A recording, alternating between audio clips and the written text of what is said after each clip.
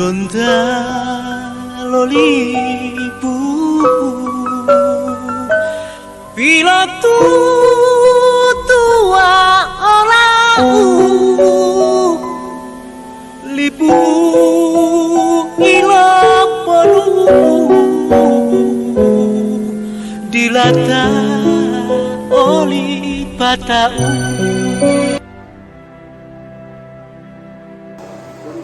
Assalamualaikum warahmatullahi wabarakatuh. Perkenalkan, saya Febriana Limono, SPNAS. Saya sedang mengikuti pelatihan dasar calon pegawai negeri sipil golongan 3 angkatan 51 di Badan Pengembangan Sumber Daya Manusia Daerah Provinsi Gorontalo tahun 2022.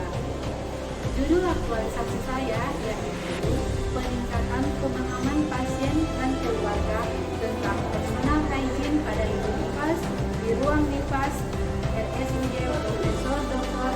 Ali Sabu, Kota Gorontalo. Selamat menyaksikan.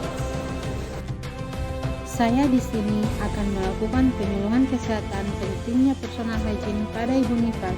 Tahukah ibu-ibu, kematian pada masa nifas merupakan salah satu penyebab utama kematian ibu di negara berkembang.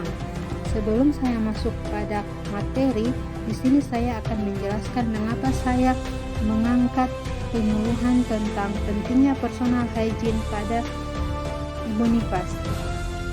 Pada ibu nifas, ibu-ibu jarang memperhatikan kebersihan diri, terutama pada bagian genitalia. Di sini mereka hanya membersihkan sesuai kemampuan dan pengetahuan yang mereka miliki, yaitu dengan cara menghindari rasa sakit dan takut jahitan antara penulum dan vagina robek, sehingga ibu-ibu hanya membersihkan tanpa memperdulikan cara vulva hygiene yang baik dan benar, sehingga penyembuhan luka menjadi lambat lebih dari 6 hari. Luka dinyatakan sembuh apabila luka kering, tidak ada kemerahan, tidak ada pembengkakan, tidak ada nyeri dan jaringan menyatu, serta tidak nyeri ketika duduk dan berjalan. Penyembuhan luka perineum yang lama dapat meningkatkan risiko terjadinya infeksi pada masa nifas. Maka di sini, untuk meningkatkan pengetahuan ibu nifas, saya melakukan penyuluhan kesehatan ini. Selamat menyaksikan. Sejak tanggal 4 Agustus 2022 lalu sampai dengan 31 Agustus 2022, saya telah melaksanakan aktualisasi yang merupakan bagian dari pelatihan dasar aparatur sipil negara.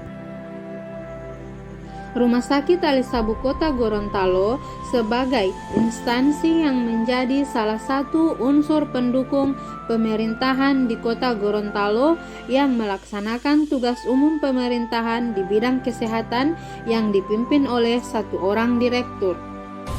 Rumah Sakit Umum Daerah RSUD Profesor Dr. Ali Sabu merupakan salah satu rumah sakit umum yang dimiliki oleh pemerintah Kota Gorontalo.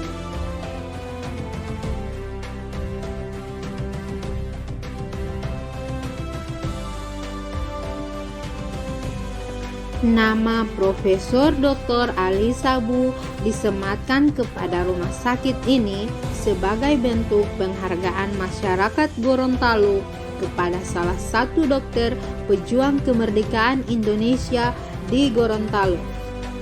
Saat ini, RSUD Profesor Dr. Ali Sabu menjadi rumah sakit terbesar di Provinsi Gorontalo dan menjadi pusat rujukan pelayanan kesehatan di Provinsi Gorontalo.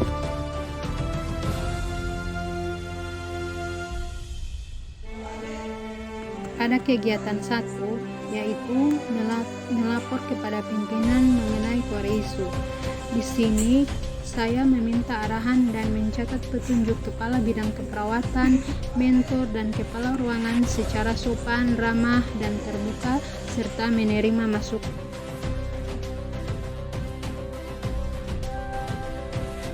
Pada tahap 3 yaitu membuat leaflet sebagai media edukasi. Pada tahap ini, saya meminta arahan dan saran dari mentor, kepala ruangan, dan tim Promkes terkait pembuatan leaflet sebagai media edukasi personal hygiene dengan sopan dan menciptakan kerjasama kepada kepala ruangan, mentor, dan tim Promkes. Pada kegiatan 4, yaitu menyediakan media sosialisasi tentang personal hygiene. Di sini, penulis meminta arahan dan saran dari mentor terkait pembuatan video sebagai media edukasi personal hygiene dengan sopan. Dalam tahapan kegiatan ini mengandung nilai adaptif, di mana penulis harus membuat media sosialisasi tentang personal hygiene dengan penuh kreativitas, sehingga media sosialisasi terlihat menarik serta disukai oleh para peserta sosialisasi, dan proses sosialisasi nanti akan berjalan dengan baik. Pada kegiatan 4, yaitu menyediakan media sosialisasi tentang personal hygiene.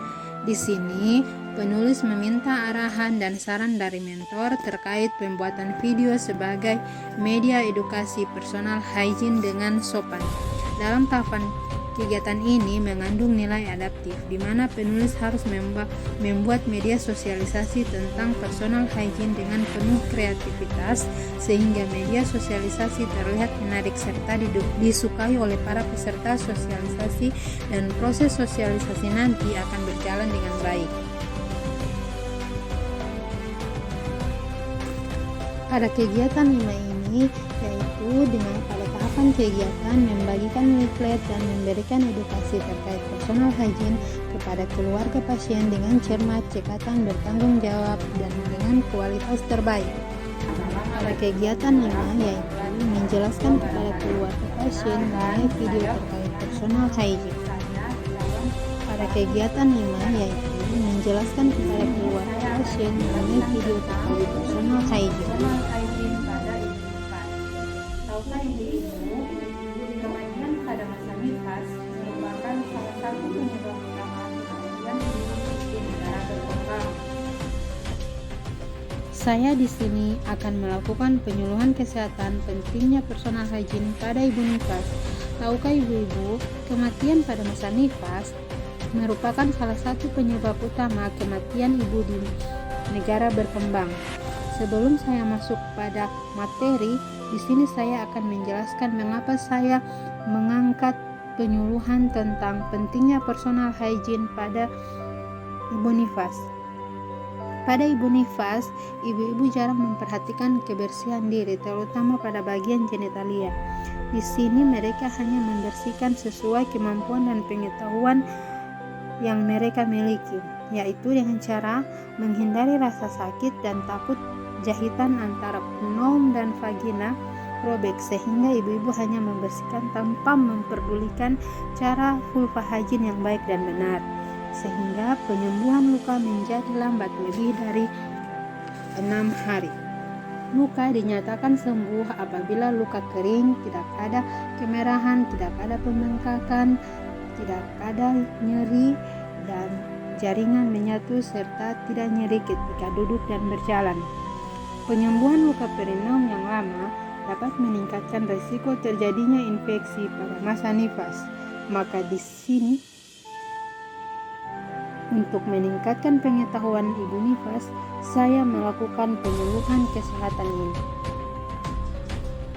Untuk mencegah infeksi, kemudian ada membersihkan payudara. Membersihkan payudara ini menggunakan sanasi dan juga bisa dilaksanakan sebelum mandi atau bersama dengan mandi.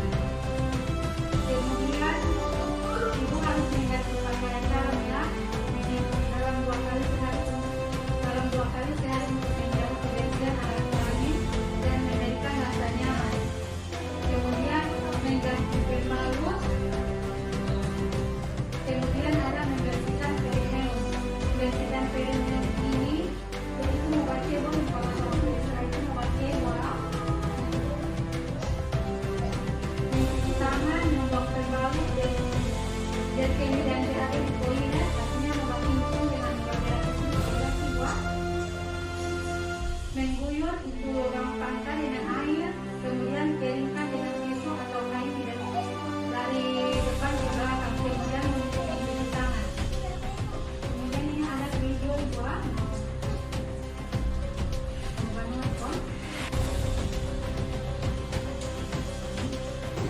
demikian video dari saya, semoga bermanfaat dan tetap semangat.